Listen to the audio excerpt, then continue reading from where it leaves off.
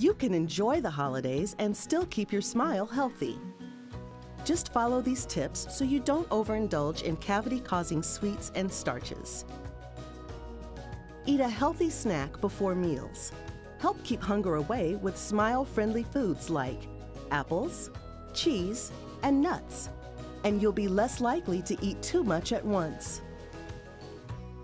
Don't linger near the food table. That way you won't be tempted to snack on foods that aren't good for your teeth while you chat. Save room for that special treat. If you do indulge in a holiday favorite like pumpkin pie or fudge, take a small portion and savor it. Then, cut back on other sweets and starches.